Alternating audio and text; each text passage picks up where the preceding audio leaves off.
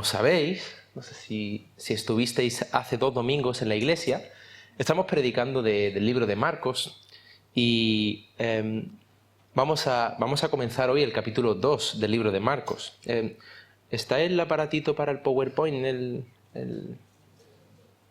que se me ha olvidado ahora mismo, que no me acordaba? Bueno, de mientras, hermanos, si queréis, podéis ir a vuestras Biblias y tenerla abierta. Como yo siempre digo, a mí me gusta tener la Biblia en físico, abierta, en la mano, para que podáis seguir acompañando la lectura, lo que vamos haciendo. Y bueno, de mientras que estáis buscando el libro de Marcos, quería empezar con una introducción. Los creyentes somos hombres y mujeres de oración, ¿verdad o no? Oramos. Pues, bueno, si yo hoy te dijera, ¿vale?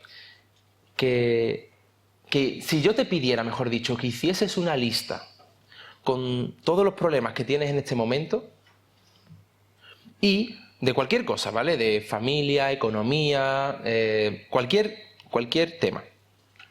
¿Cuál sería tu lista?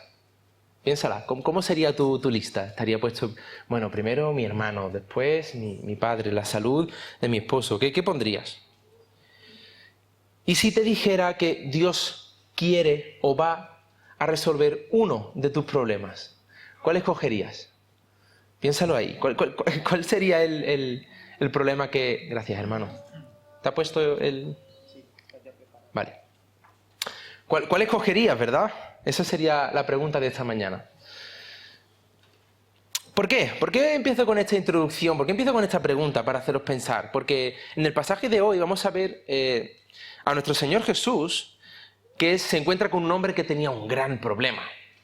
Vamos a ver cómo, además que Jesús, cuando le resuelve el problema, otros vienen y empiezan a criticarlo. Es algo bastante difícil de poder comprender. Es como si tú tienes una deuda del banco y voy yo y te la pago, y vienen otros hermanos o vienen otras personas y me dicen, ¿tú qué haces pagándole la deuda del banco a este señor? Oh, ¿qué más te da, ¿no? Lo que yo quiera hacerle a una persona. Pues esto es lo que vamos a ver hoy en este pasaje. Pero sobre todo, una de las cosas que vamos a ver, que creo que son muy importantes, es que vamos a ver cómo las prioridades de Jesús no son las mismas que nuestras prioridades. Acordaos de esta lista. Las prioridades de Jesús muchas veces no son las mismas. Entonces, para ponernos un poco en contexto, hace un domingo predicamos de Marcos, capítulo 1, versículos del 40 al 45. Si tenéis vuestras Biblias, vamos a recordar un poquito el contexto. En el capítulo 1, el libro de Marcos, por cierto, recalcamos y recordamos, no sabemos quién fue el que escribió el libro de Marcos a ciencia cierta, pensamos que fue Marcos. Y tampoco sabemos a ciencia cierta quiénes fueron los receptores. ¿Por qué decimos esto? Porque es importante que cuando leáis vuestras Biblias tengáis en cuenta, en consideración, que esto no es simplemente palabras escritas. Esto es un mensaje que tuvo un autor para una audiencia en concreto. Entonces, esto es muy importante para poder interpretar bien los pasajes. Os animo a poder leer así en casa. Entonces, como he dicho, no sabemos quiénes fueron, ni el autor ni los receptores, pero sí sabemos lo suficiente de este pasaje. Entonces, podemos recordar en el capítulo 1 de Marcos, los que estuviste hace 2 semanas, que Marcos, en el capítulo 1, estaba constantemente haciendo referencia a una alusión. Jesús es el Hijo de Dios. Lo demuestran los profetas, lo demuestra Juan el Bautista, lo demuestran un montón de personajes. Lo demuestra Jesús. ¿Cómo lo demuestra Jesús? Haciendo milagros, haciendo profecías, haciendo enseñanzas, haciendo sanaciones, expulsando demonios. Y lo último que vimos fue muy interesante, que fue la sanación de un leproso. ¿Os acordáis? Pues este es nuestro contexto. El libro de Marcos está intentando transmitirnos Jesús es el Hijo de Dios. Así que el título de nuestro sermón hoy es ¿de pie en la tierra o de pie en el cielo? Vamos a leer Marcos, capítulo 2, versículo del 1 al 12. Acompañadme conmigo a la lectura. Marcos, capítulo 2, versículos del 1 al 12. Dice así la palabra del Señor. Entró Jesús otra vez en Capernaum, después de algunos días, y se oyó que estaba en casa. E inmediatamente se juntaron muchos, de manera que ya no cabían ni aún en la puerta, y les predicaba la palabra. Entonces vinieron a él unos, trayendo un paralítico, que era cargado por 4. Y como no podían acercarse a él a causa de la multitud, descubrieron el techo de donde estaba, haciendo una abertura, y bajaron el lecho en el que yacía el paralítico. Al ver Jesús la fe de ellos, dijo al paralítico: hijo, tus pecados son perdonados. Estaban allí sentados algunos de los escribas, los cuales cavilaban, pensaban en sus corazones: ¿por qué habla este así? Blasfemia, dice. ¿Quién puede perdonar pecados sino solo Dios? Y conociendo luego Jesús en su espíritu, que cavilaban de esta manera dentro de sí mismo, les dijo: ¿Por qué caviláis así en vuestros corazones?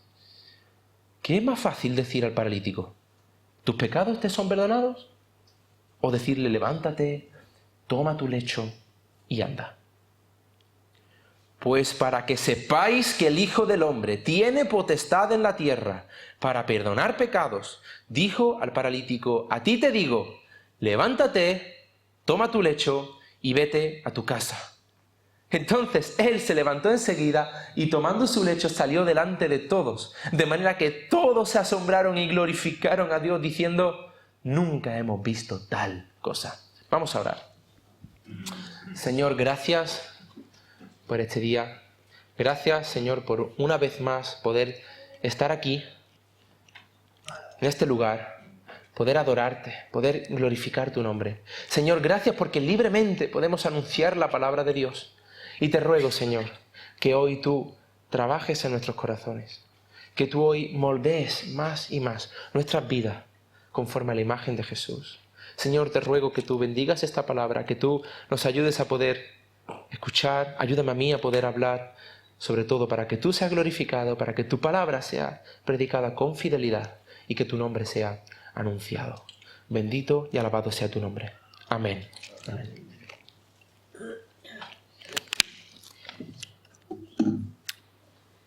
He dividido el pasaje en 4 apartados. Si lo veis ahí, vamos a ir viendo cada uno de esos apartados para los que estáis anotando. El primer punto de este pasaje es un poco la introducción, la escena, qué es lo que está sucediendo aquí. Y vemos que hay una gran multitud. Si estáis conmigo en el versículo 1 y 2, todo comienza con una multitud inmensa que se agolpaba en la casa para escuchar a Jesús. Después de Jesús haber estado sanando y de haber estado predicando por toda Galilea, volvió a Capernaum, ahí en una casita. Se mete en una casa y comienza a predicar. Y de hecho, cuando comenzó a predicar, empezó a venir gente, y gente, y gente. Jesús se hizo muy famoso y pregunta, ¿sabéis por qué Jesús se hizo tan famoso? ¿Os acordáis de lo que pasó justo antes? El leproso. El leproso comenzó a anunciar a todo el mundo a Jesús y él no cumplió lo que Jesús le mandó. Entonces Jesús se vio la consecuencia. Ahora esta casa estaba abarrotada de personas. Estaba llena de personas, no cabía nadie. De hecho, imaginaos, poneros por un momento que entráis en un ascensor que ponen caben 4 personas y os encontráis 15. Esa era la escena. No cabía nadie ni en la puerta. O sea, imaginaos o por ejemplo, en el metro de Barcelona, no sé si habéis ido alguna vez en hora punta, me imagino que sí. Que te dejas fuera, que no entras, que hay tanta gente que no hay manera de empujar a la gente para entrar y no eres capaz de entrar. ¿Por qué? Porque hay muchísima gente. Pues esto es lo que estaba pasando. Era imposible ni siquiera entrar en la puerta, no cabía, no había hueco en esta casa. ¿Por qué no había hueco? Porque Jesús estaba enseñando. Todo el mundo quería oírle, todo el mundo quería que le sanara, todo el mundo quería que le hiciera algún milagro, todo el mundo se acercaba a Jesús. Si tú llegabas al final, si llegabas cuando el metro se estaba cerrando, entonces tú te ibas a quedar sin escuchar nada. ¿Por qué? Porque esto no existía en aquella época. No existía pantalla para poder proyectar lo que Jesús estaba haciendo. No, tú estabas allí al final y con suerte escuchabas alguna palabra. Olvídate de escuchar lo que Jesús estaba enseñando. La fama de Jesús comenzó a subir y no solamente sus discípulos le seguían, Entonces sabemos que este hombre tenía algo especial. Jesús no era igual a todos los profetas de este mundo, Jesús no era igual a todos los ídolos, todas las cosas que vemos, todas las religiones. No, Jesús tenía realmente algo especial. Algo llama la atención de él. De hecho, si veis el capítulo 1, versículo 22, la gente está diciendo, este hombre no predica como los escribas, como los letrados, como la gente famosa de aquella época, los estudiosos. No, Jesús predica como quien tiene autoridad. Jesús era especial. Y hasta aquí todo parece normal. Aparte de que hay mucha gente, pero Jesús enseña y la gente escucha. Bien. Pero como en todas las películas, te cuentan como la escena introductoria y luego siempre pasa algo, no se queda ahí, si no sería muy aburrida la película. Pero en esta escena vemos que pasa algo, que hay alguna trama. Entonces, segundo punto de nuestro sermón, vemos que hay una gran fe. Y esto sí que lo quiero leer. Acompañadme y leemos el versículo 3 al versículo 5. Una gran fe. Entonces, vinieron a él unos trayendo un paralítico que era cargado por 4. Y como no podían acercarse a él a causa de la multitud, descubrieron el techo de donde estaba. Y haciendo una abertura, bajaron el lecho en que yacía el paralítico. Al ver Jesús la fe de ellos, dijo al paralítico, hijo, tus pecados te son perdonados. Si seguimos el hilo de lo que estábamos diciendo de una película, entonces la cámara está enfocando directamente en la casa, pero de repente la cámara empieza a desenfocar y empieza a enfocarse en una calle más atrás. Y de repente se ve en una calle más atrás a 4 hombres que de repente están cargando a un paralítico, un hombre que no podía andar. Y estos 4 hombres, 4 amigos, están empezando a llevar a este paralítico hacia el lugar donde estaba Jesús. Pero ¿cuál fue su problema? Que llegaron tarde. Ya había mucha gente en esa casa, no había lugar para que el paralítico pudiera acercarse a Jesús. Una pregunta, ¿tú conoces cómo era la vida de un paralítico del siglo I? ¿Tú sabes algo de esa situación? Paralítico no era igual que hoy, no había silla de ruedas, no había sillas eléctricas que iban solos ya. De hecho, no había nada. ¿Tú sabes que si tú eras un paralítico del siglo I, tu valor era igual de importante que un céntimo tirado en el suelo? ¿Tú sabes que tú no valías nada? ¿Tú sabes que tú eras... ¿Tú sabes lo único para lo que valías? Para sentarte en la puerta de un templo, en la puerta de alguna casa y pedir limosna. Esa era tu vida. Así que estos 4 amigos, cuando iban de camino a Jesús, a ver a Jesús, porque Jesús había llegado a la ciudad, Jesús está en Capernaum, deciden hacer una pausa en su camino y deciden coger a un paralítico. No sabemos si era su amigo, no sabemos la relación que tenían, pero deciden coger a este hombre y llevarlo hasta Jesús, hacer una pausa, y a causa de eso llegaron tarde. Ya no había forma de poder entrar a ver a Jesús. Porque una pregunta, ¿tú qué piensas que sentía el paralítico cuando veía a todo el mundo ir hacia Jesús? Jesús está en aquella calle, corre, corre. Ya, no puedo correr, no puedo ir. Por mucho que vaya arrastrándome, cuando vaya ya se ha ido. Esa era la vida de este hombre. Y todo esto, hago mención de todo esto para que podáis situaros conmigo en la escena de lo que estaba sucediendo realmente en el siglo I. Es que no es la misma situación, por eso debemos meternos en escena. Entonces estos 4 amigos, cuando llevan a este paralítico hacia Jesús, se dan cuenta de que hay un problema. Una muralla de hombres y de mujeres impedían al paralítico llegar a Jesús. Todos estaban allí deseando escuchar a Jesús, deseando que Jesús le dijera algo, de que Jesús soltara una palabra que sanara a su hijo que está endemoniado, que sanara a su hija que está ciega, que sanara a su padre que es sordo desde que nace, desde su nacimiento. Todas las personas deseaban escuchar algo de Jesús. Entonces, ¿qué hacen estos 4 amigos? Bueno, estos 4 amigos pues deciden decirle al paralítico, mira amigo, hemos intentado todo, hemos intentado meternos entre la gente no quiere dejarnos pasar, así que te vamos a dejar aquí y te prometemos que cuando acabe la enseñanza te lo contamos todo. ¿Eso fue lo que hicieron? No. Y es interesante, ¿no? Que Marcos haya incluido esta porción aquí, ¿no? Los amigos no hicieron eso. Los amigos hicieron algo más. Entonces, ¿qué hicieron? Cogieron a este hombre, lo levantaron del suelo y se lo llevaron al techo de la casa. Posiblemente ese techo no es un techo como el nuestro, de un material tan duro, no, era una especie de yeso, barro, era duro, pero no tanto como el nuestro. ¿Y sabéis qué? ¿Qué hicieron estos 4, si me permitís la expresión, locos? Comenzaron a partir el techo. ¿Te imaginas la escena? Está Jesús predicando, tan normal en la casa, el que quiera hacerse grande deberá... ¡pum! Y se cae un trozo de techo. Bueno, habrá sido una piedra, un pájaro, cualquier cosa. Ama a tus enemigos. ¡Pum! Ya el agujero empieza a hacerse más grande.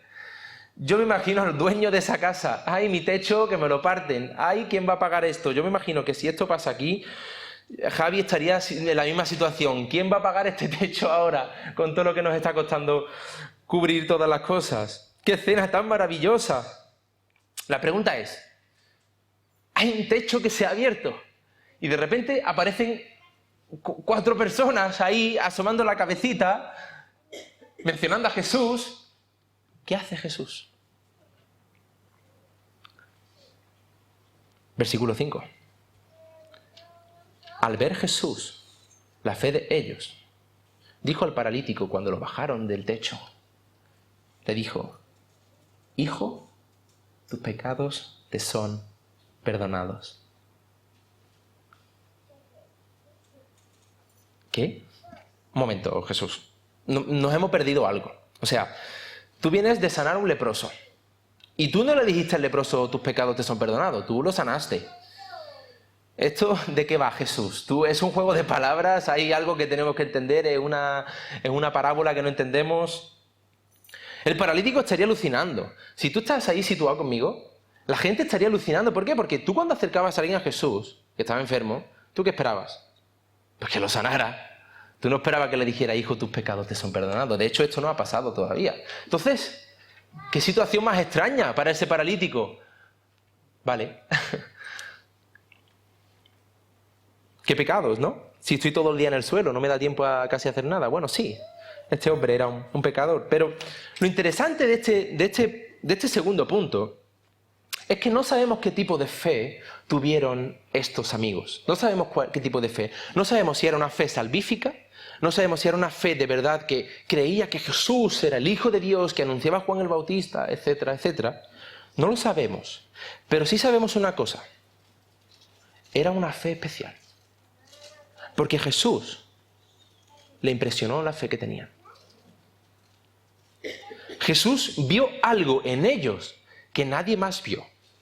Una fe especial, una gran fe. Entonces, por esa fe, perdonó los pecados de este hombre. Vamos a intentar aplicar esta primera parte de la predicación. Hermano, hermana, amigo, ¿con quién te puedes llegar a identificar en esta escena? Tú puedes ser, en esta escena, dos clases de personas, o multitud o amigos. Si tú eres una persona que forma parte de la multitud, que hoy está aquí, entonces tú eres uno más en el mundo. Tu fe es una más de entre 1.000.000. No eres alguien más diferente que las personas que vinieron a escuchar a Jesús. Estás aquí, escuchas y te vas. Uno más. Tu fe no te mueve a hacer ni a creer por nada en especial. Uno más. Pero por el contrario, aquí tenemos una fe especial. Tenemos una gran fe. Tenemos algo que impresionó a Jesús.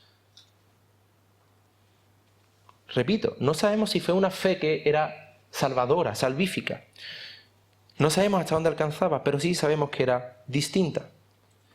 Y ellos sabían una cosa. Si yo llevo al paralítico a Jesús, Él no lo dejaría igual. Yo tengo la certeza, hablo en persona de los 4 amigos, de que si llevo a este paralítico a Jesús, si rompo el techo para llevarlo a Jesús, Jesús no lo dejaría igual. Efectivamente, Jesús no lo dejó igual. Transformó su vida. Quizá no de la manera en la que ellos esperaban.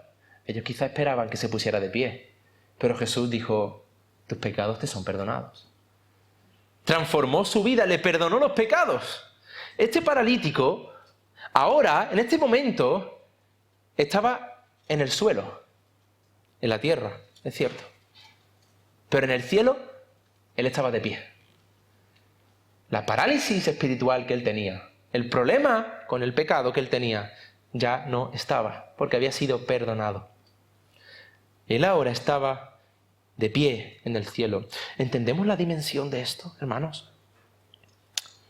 Quiero hacer 3 preguntas básicas para seguir avanzando, para que meditemos en todo esto. Hermano, amigo, que puedes estar aquí, como he dicho, si eres multitud o no. Te hago una pregunta. ¿Tú buscas a Jesús para que te haga algún milagro físico en tu vida y nada más? Que me quite la lepra, que me haga andar, que me dé hijos, que me ayude con la espalda. ¿Por qué buscas tú a Cristo? ¿Por qué? Piensa en ello. Algunos de los que estáis aquí, a lo mejor, os estáis acercando a la iglesia, os estáis acercando al Señor, porque sabemos que hay bendiciones por acercarse a la iglesia. Porque sabemos que allí en la iglesia hay un chico o una chica que me gusta. Entonces, si me acerco a la iglesia, tengo posibilidades de empezar a salir con ella. ¿Te pasa? O me voy a la iglesia por sentir que alguien me quiere, por sentirme amado. Yo también lo he visto esto. Gente que viene aquí, no por Cristo, sino por las bendiciones de estar en una comunidad que ama a los enemigos, una comunidad que ama al prójimo más que a sí mismo, por lo menos que lo intentamos. ¿Vienes por eso? ¿O vienes por buscar contactos para tener un trabajo, por ejemplo? Porque los hermanos tienen más compasión y más posibilidad de encontrar. Pregunta es, ¿por qué buscas tú a Cristo? ¿Por las bendiciones? ¿Por lo que hay aquí en Cristo? ¿O por quién es Él y lo que hizo por ti? Medita en ello, hermano. Segunda, ¿tú tienes fe genuina, real, de que cuando Jesús sale a tu encuentro o al encuentro de una persona, Él transforma? ¿Tú tienes fe en ello? De que cuando Jesús te mira y te habla, o cuando Jesús mira y habla a tu primo, a tu sobrino, a tu amigo, ¿no es para dejarte igual?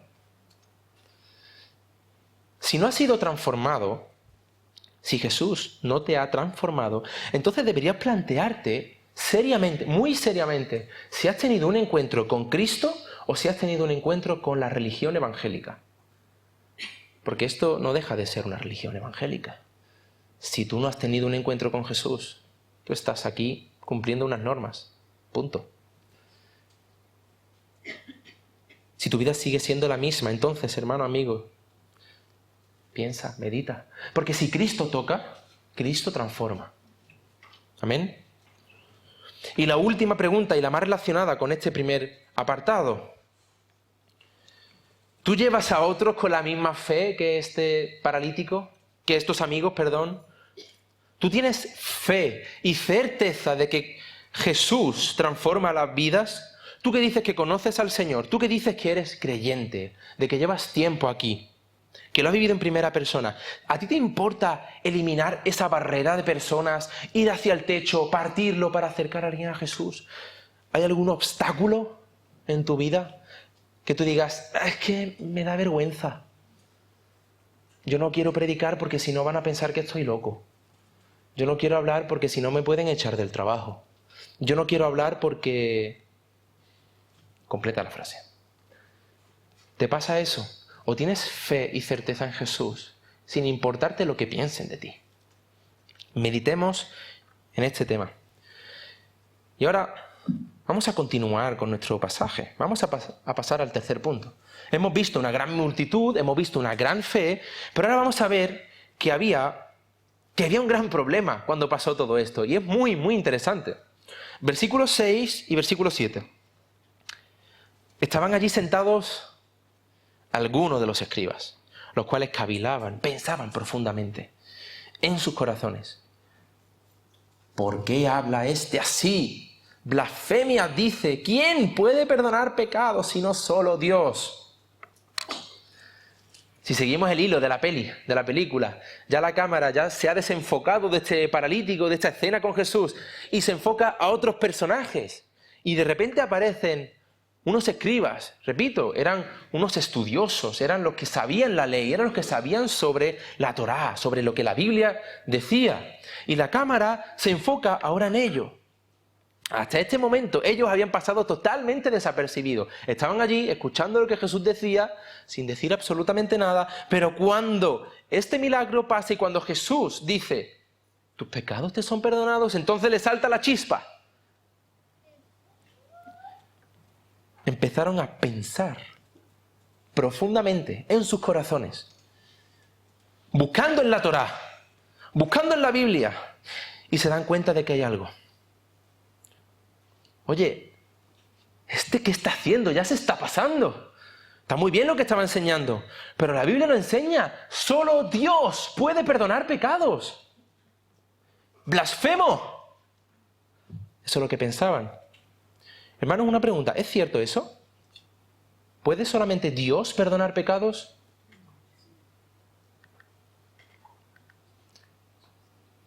Muchos pasajes enseñan esto. Muchísimos pasajes. Isaías 43, 25. Yo soy el que borro tus transgresiones. Salmo 103, 3. Él es el que perdona todas tus iniquidades. Miqueas 7, 18. ¿Qué Dios hay como tú que perdona la iniquidad y pasa por alto la rebeldía del remanente de su heredad? Y como estos vais a encontrar muchísimos pasajes en el Antiguo Testamento. Cierto, hermanos, cierto. Solo Dios puede perdonar pecados. Hay miles de textos que lo afirman. Pero es que ellos no estaban comprendiendo quién tenía delante. No comprendían quién estaba delante de sus propios ojos. De hecho, fijaos en una cosa interesante.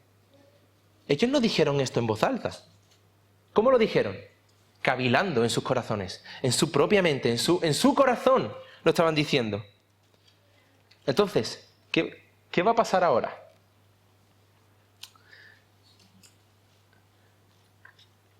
Cuarto punto. Un gran Dios. Vamos a leer el versículo 8 hasta el 12 y hasta el final. Bueno, vamos a leer el 8 y el 9. Y conociendo luego Jesús en su espíritu, que cavilaban de esta manera dentro de sí mismos, les dijo, ¿por qué caviláis así en vuestros corazones? ¿Qué es más fácil decir al paralítico? ¿Tus pecados te son perdonados? O decirle, levántate, toma tu cama, toma tu lecho y anda.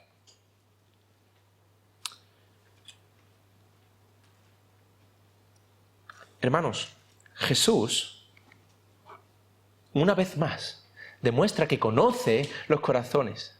Él demuestra que Él es Dios. Él está diciéndole a los escribas, a los que estaban ahí sentados en su mente pensando, Él está diciendo lo que están pensando. ¿No es fabuloso, increíble? ¿No es maravilloso nuestro Jesús?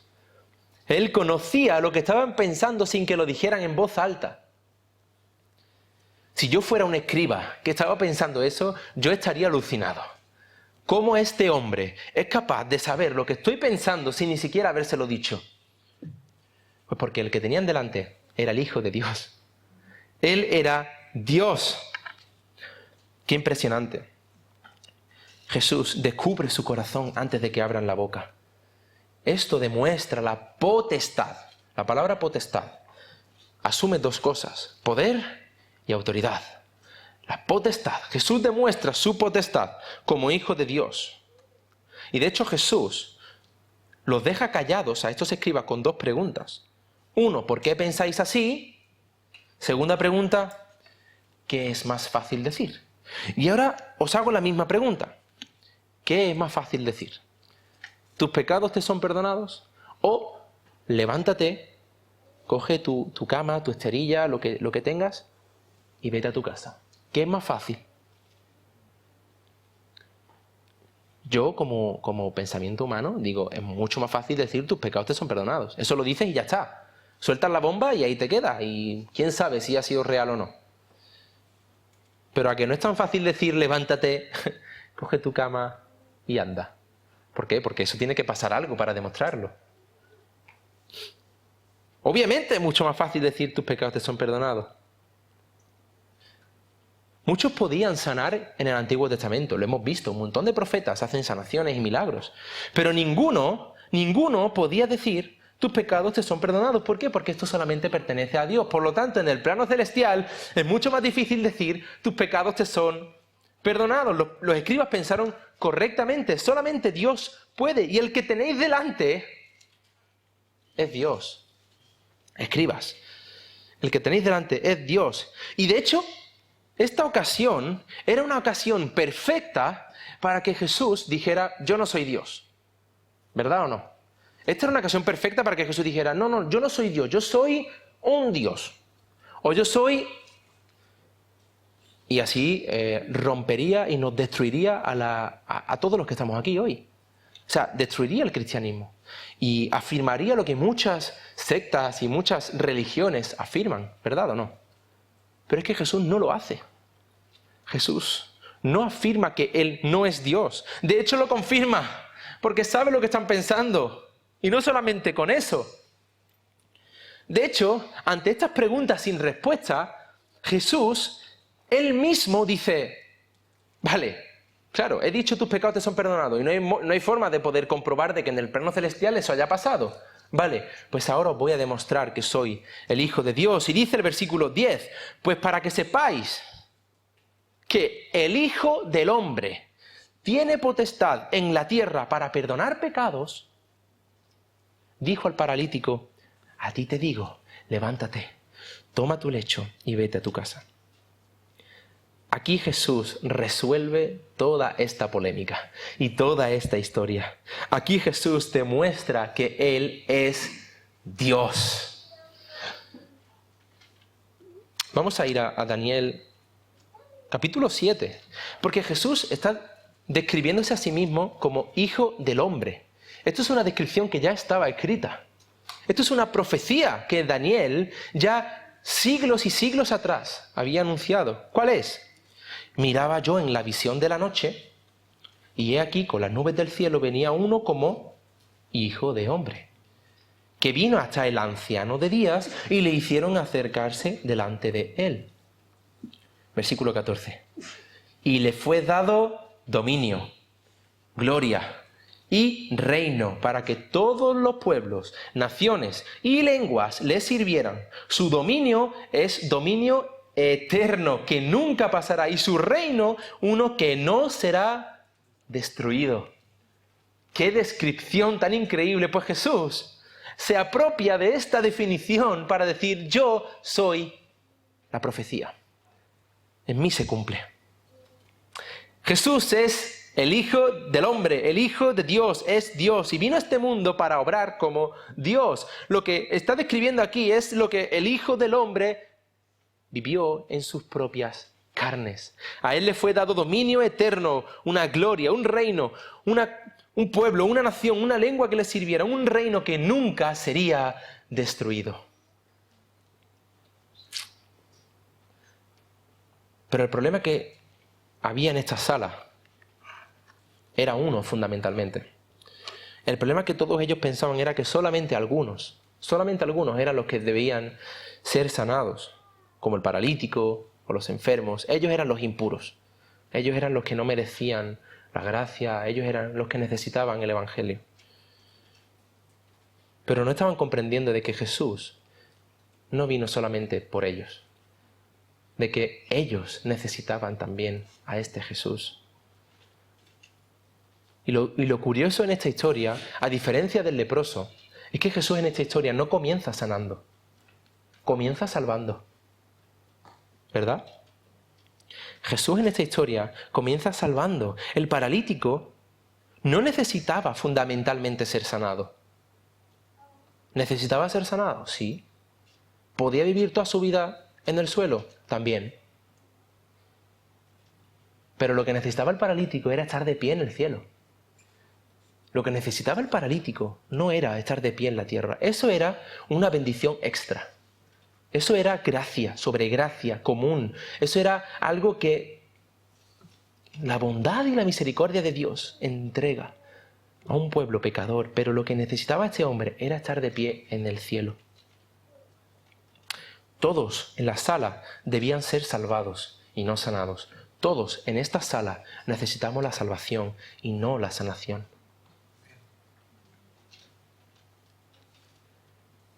Jesús es el único que puede perdonar pecados, porque es Dios. Él lo demostró hace 2000 años con su vida, con su muerte y con su resurrección. Él tiene toda la potestad. Y lo que nosotros necesitamos, hermanos, es un Salvador. Todos somos este paralítico, o hemos sido en algún momento. Estamos cojos y no podemos entrar en el cielo. No podíamos. Estamos perdidos. Con suerte, podríamos estar de pie en la tierra, pero en el suelo, postrados. ¿Por qué? Porque teníamos un asunto que arreglar, que era el pecado, y no podíamos. Solo Dios podía arreglarnos ese asunto. Todos necesitábamos a Jesús. Así que permíteme aplicar todo este tema. Hermano, hermana, amigo, amiga, ¿quién te consideras que eres? Hemos visto que puede ser multitud, hemos visto que pueden ser los amigos, pero en este apartado, ¿tú te consideras que eres alguien que necesita a Jesús para estar de pie en el cielo o en la tierra? ¿Para encontrar trabajo o para tener vida eterna? ¿Para encontrar salud o para tener vida eterna? ¿Para encontrar pareja o para tener vida eterna? ¿Tú por qué estás aquí? Lo impresionante de esta historia es que hay muchos que vinieron para ser sanados y se fueron a casa salvados. Probablemente el paralítico no buscaba eso y se lo llevó por gracia. Gracia, regalo inmerecido, un regalo que Dios dio, que Jesús dio. Muchas veces en su misericordia, Dios no solamente nos salva, sino que también nos sana. Muchas veces en su misericordia, pero otras veces no. Entonces, amigo y hermano, busca esto por encima de todo. Busca la salvación tuya, de tu padre, de tu hermano. No quieras que se acerque a la iglesia por otro motivo. Y no está mal pedir a Dios, sáname. Lo hacemos todos, ¿verdad? No está mal pedir a Dios sanación por un hermano que lo está pasando mal. No está mal. Pero no olvidemos las prioridades. Muchas veces oramos por amigos que están en las últimas, están ahí a punto de fallecer y oramos para que Dios los sane en lugar de que los salve. Está bien orar por la sanación, por supuesto. Pero recordemos cuál es la necesidad apremiante, principal, de cada ser humano en este mundo. ¿Cómo acabaron los escribas? Pues no se les vuelve a escuchar. No aparecen más, aunque sabemos que conforme vayamos avanzando en el libro de Marcos, volverán a aparecer. No preocuparos. No han acabado. Los escribas simplemente se guardaron para ello y criticaban a Jesús. Así que, ¿cómo acaba esta historia? Vamos a leer el versículo 12. Entonces, él, el paralítico, se levantó enseguida y tomando su lecho salió delante de todos, de manera que todos se asombraron y glorificaron a Dios, diciendo: nunca hemos visto tal cosa. Hermanos, yo sé que a lo mejor nos cuesta imaginarlo, porque no estamos viviéndolo, pero imagínatelo. Un hombre postrado, aquí, que empieza a levantarse, que no se ha levantado en su vida y que empieza a levantarse, y que aparta a la gente le hace un pasillo para poder ir por en medio de todos. Este hombre, por primera vez, probablemente empezó a andar. Este hombre empezó a saltar seguramente, empezó a bailar, empezó a hacer todo lo que nunca había podido hacer en su vida. Primero Jesús lo pone de pie en el cielo. Él cura su invalidez en el cielo, le quita los pecados para demostrar quién es Él, para demostrar que Él es misericordioso y que Él es Dios. ¿Os acordáis del pasaje que hemos leído antes, Isaías 35? Dios mismo vendrá y os salvará. Entonces el cojo saltará como un ciervo. De nuevo, en Cristo se cumplen las profecías. El Hijo de Dios, hermanos, hermanas, el Hijo de Dios ha venido. El cojo está saltando. Amén. Es impresionante. Todos se maravillan, todos glorifican a Dios. Y dentro de todos están los escribas. Yo no creo, pero no lo sabemos. Puede, no lo sé, pero la gente en esa sala quedó impresionada. Hermano, hermana, ¿te identificas tú con este paralítico? ¿Sabes que tú has sido o quizás eres un paralítico espiritualmente? Si ya has sido salvo, si tú estás aquí y dices, el Señor ya me ha levantado. Entonces, hermano, ruega al Señor por milagros. No está mal. No está mal decirle, Señor, ahora cúrame si es tu voluntad. Y si no, ayúdame a vivir una vida que te glorifique con mi enfermedad.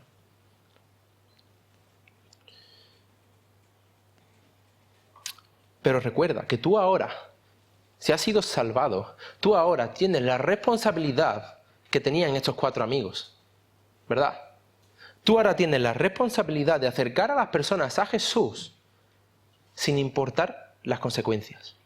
El apóstol Pablo dijo, ojalá fuera yo anatema por amor a los demás. Ojalá a mí me destruyesen por amor al Evangelio. ¿Tienes ese sentimiento? ¿Te importa a ti que haya una barrera de gente que te impida ir a la persona? Ahora tú eres esta persona, ahora tú eres estos amigos. No dejes que tu poca fe te pare. Ten fe. Que impresione a Jesús, hermano. Ten fe, como impresionó la fe de estos 4 amigos. Así que para ir concluyendo de este sermón, ¿os acordáis cómo iniciamos el sermón? ¿Os acordáis? Algunos a lo mejor ya no se acuerdan. Si pudieras pedirle a Dios un deseo, ¿qué le pedirías? La pregunta, ¿el deseo sigue siendo el mismo ahora? ¿Sigue siendo la misma petición? Sabiendo de que Dios, si fuera como Aladín, que te va a cumplir un deseo, ¿sería el mismo deseo? Jesús vino aquí porque nos amó con un amor eterno. Quiso salvarnos. Eso no significa que Jesús no se preocupe de nuestras necesidades físicas. Sabemos que sí. Lo hace. Por eso vino también al mundo. Lo vimos con el leproso. Él llevó nuestras enfermedades, Él llevó nuestros dolores. Él vino aquí a salvar lo que se había perdido. Así que, esta es la idea que hoy quiero que nos podamos llevar para meditar. Jesús, el Hijo de Dios, es quien tiene potestad para sanar y para salvar. Y hoy, hermanos, os voy a reconocer que esto a veces me cuesta creérmelo. Hay veces que esta verdad no me la creo. Y creo que mi hermano, creo que mi primo no se van a salvar y mi poca fe me paraliza. No me creo que Dios pueda levantar del suelo a gente. ¿Te pasa a ti también? Hoy os quiero animar a tener fe, una fe grande, grande, porque esto es verdad. Esto pasó hace 2000 años. Esto no es un cuento chino. Esto no es una historieta para sentirnos mejor. Esto fue real. Y estamos tan alejados de Jesús que a veces no nos lo creemos. Y os reconozco que a mí me pasa. Y oro al Señor para que esta verdad pueda impactar mi vida y tener una fe que sobrepase toda duda. Y oro para que vosotros también podáis tener esa misma fe. Y si hoy estás aquí y no conoces a Dios, de hecho, o no lo amas, o simplemente, como hemos dicho al principio, el Evangelio para ti es indiferente, a lo mejor estás dolido por algo que pasó en la iglesia y estás aquí con dolor, no lo sé. Pero Jesús vino por amor a ti. ¿Y sabes qué? Él demostró al mundo quién era. No fue un farsante. Pero a pesar de demostrarlo, a pesar de tener historias como estas, hoy seguimos sin creer. Y yo te animo a meditar en que Jesús es el Hijo de Dios, que tiene poder y autoridad para salvar y para sanar. Él es el Señor del mundo. Y espero que Él sea el Señor de tu vida. Piensa en este Jesús. Piénsalo. Así que vamos a creer esto y a dar gracias a Dios mientras oramos. Amén. Señor Dios, gracias. Gracias, Señor. Tú nos salvaste. Tú nos pusiste de pie. Tú nos diste vida. Nosotros éramos paralíticos en el cielo. Nosotros no podíamos acercarnos a ti. Éramos leprosos, éramos paralíticos, éramos incapaces de ir a ti. Nuestro pecado nos separó. Pero es que no fuimos nosotros los que fuimos a ti. Tú viniste a nosotros. Tú nos salvaste. Y te damos gracias, Señor. Y te ruego, en el nombre de Jesús, que hoy puedas ir a alguien, que puedas tocar el corazón de algún alma que está aquí, que no te conoce, que no te ama, que no eres el Señor de su vida. Te ruego, Señor, por tu poder y por tu autoridad, por lo que hiciste hace 2000 años, porque creemos con fe de que tú lo puedes hacer, te rogamos que lo hagas. Y a nosotros, los que ya hemos creído, Señor, te rogamos que aumentes nuestra fe. Te rogamos que aumentes nuestra fe, que creamos de verdad en lo que tú hiciste por nosotros. Oh Señor, te alabamos y te glorificamos y queremos seguir haciéndolo en este día. Queremos seguir haciéndolo en toda nuestra vida, porque solo tú eres digno y merecedor de nuestra alabanza. Eres bueno, eres precioso, eres misericordioso, Señor, y estos motivos nos hacen gozarnos y alegrarnos en ti, Señor.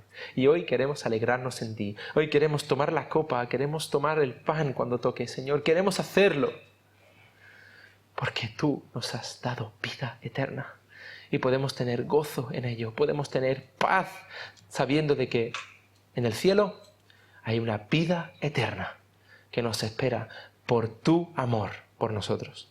Bendito, alabado y glorificado sea tu santo nombre. En el nombre de Jesús. Amén. Amén.